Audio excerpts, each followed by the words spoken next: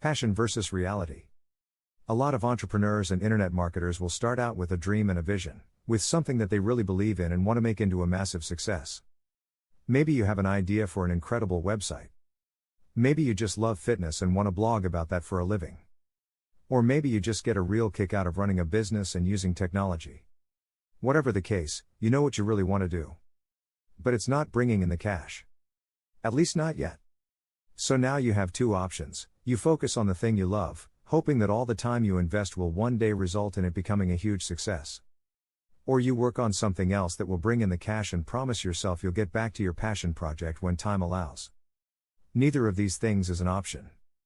The first option means that you'll work on your own blog or your own mailing list and grow it. Growth will come, but it will be slow and it won't be enough to sustain your lifestyle. Eventually, you'll go bust and you'll cave. Even if the site becomes successful, the break-even will be so high that you will still go bust. Option B doesn't work because you'll never get around to that passion project. The website will sit there collecting dust while meanwhile you'll do search engine optimization for clients. They'll earn hundreds of thousands from the work you did for them, but you won't have the time to do it for yourself. Trust me, I know about this. I used to pay writers to write for my own blog because I was too busy writing for other people's blogs. This essentially comes down to working in your business instead of on your business. The business is operating, but all you're doing is running around chasing deadlines and working for angry clients. Meanwhile, nothing is changing and you've capped the amount you can earn at how much work you can do in a day. You've learned to loathe your own business and you're close to burnout. Sound familiar? So okay, how do you go about solving this dilemma? That is to say that you need to identify precisely how much you need to earn in a day as a minimum. You can then chase after that target amount and then you can cut off the day there and start focusing on your own project. Spend the morning doing SEO, web design, etc. for other clients. Or spend the morning working on your generic website that brings in money but that you have no real interest in. Then as soon as you hit that threshold, switch and start working on those future projects. Better yet, learn how long it takes you to do that minimum amount of work and then divide your day into blocks. Spend the first half of the day working on the busy work and then when 2 p.m. comes, switch to your other work. The stuff you're passionate about. The stuff that will take your business to the next level. This is essentially what we call bootstrapping. This is how you can afford to start a small business, even if you don't have any funding or any experience. So many people think that they can't afford to start a business or to become a digital marketer because it means that they're going to need to give up their job, take out a massive loan and effectively stake all of their hopes on a single idea or business. The reality, however, is quite different. The quickest and easiest way to start pursuing your dream lifestyle as a digital marketer is to start a side project or a side hustle on top of what you're doing now. If you run a website, provide SEO or generally work online, then that shows you to be a particular kind of person who is willing to take risks, who is forward-thinking and who is creative. You have taken the initiative to take advantage of the most recent technologies in order to start earning a living entirely on your own, and you have used a variety of skills in order to accomplish this. As such then, you should hopefully recognize the importance of continuing to push yourself, of continuing to take advantage of new technologies, and of developing your existing skill base further if possible. The more you learn, the more you practice and the more you experiment, the more opportunities you will create for yourself and the more successful you are eventually likely to be. So, what's the best way to develop yourself and to learn? Simple, take on a side project. And even once you begin to start raking it in as an internet marketer, you still need to have more side projects on the go. Why a side project? The idea of a side project is simply to start any project that sits outside of what you do to earn your main keep. So that means something on top of running your main blog, or providing web design for clients. This is what you will do with the extra time you've afforded yourself by working for yourself. Even if you work 9 to 5, you still have lunch and a commute either end free to tinker when other people are still busy. A side project then should allow you to take the skills you've learned and start developing them and making better use of them. This way you may well find you create a secondary earner that can supplement or even replace your main income. But even if that doesn't happen, you'll still learn valuable skills and add more strings to your bow. Good side projects. A good side project should be something that is somewhat related to your main career while at the same time allowing you to expand on your skills and move into unknown territory. For a web designer, then this could mean a side project that teaches you some better coding skills, or that improves your ability to create digital art. This will give you something different to do to take your mind off your main job occasionally, but will also at the same time help you to develop new skills that might just allow you to take your business to the next level. Some examples: app development. If you run a website or do anything else that involves design and or basic coding, then learning to develop apps is a natural extension of those skills.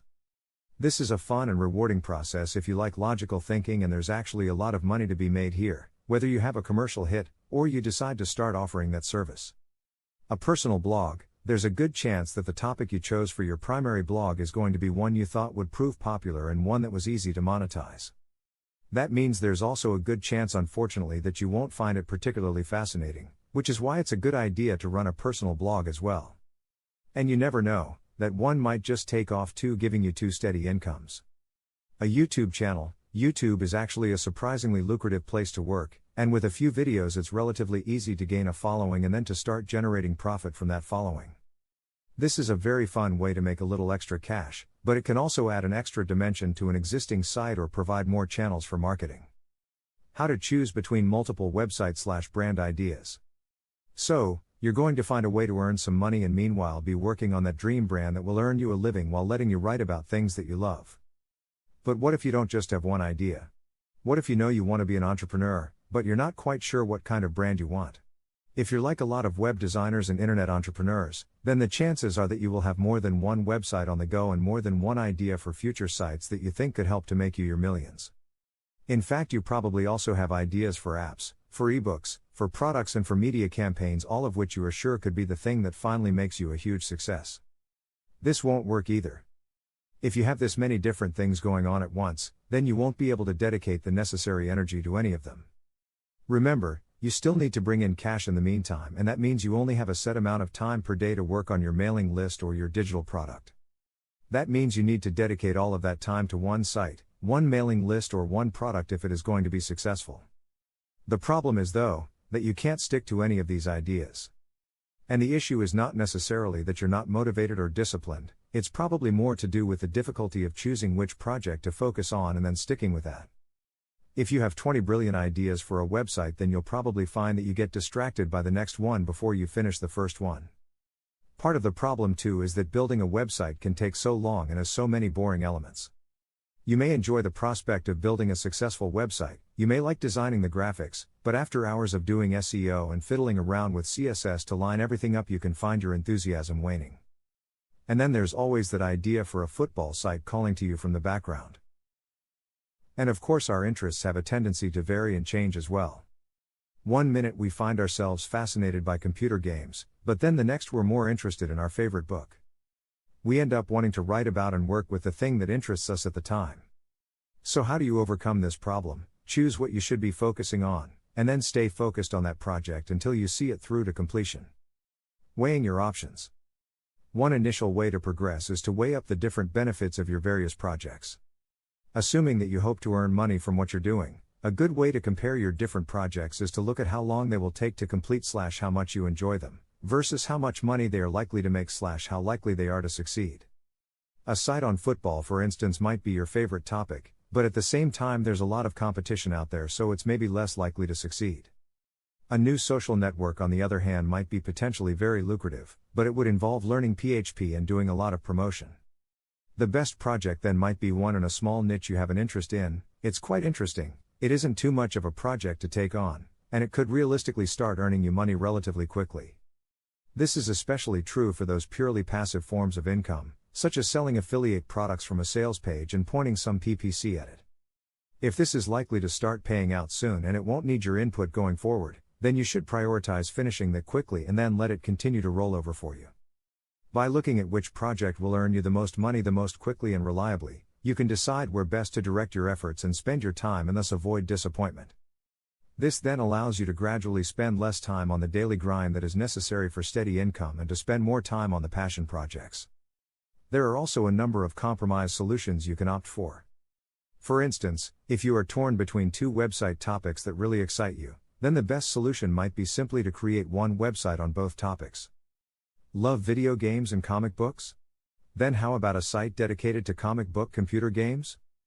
Another option is always to sell on websites.